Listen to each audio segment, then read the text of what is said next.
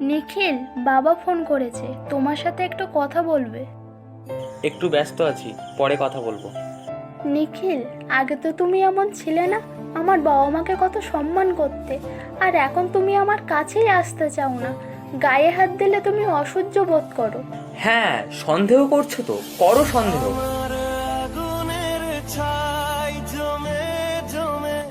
নিখিল, আমার মনটা খারাপ লাগছে, তাই কিছুদিনের জন্য বাপের বাড়িতে যাচ্ছি।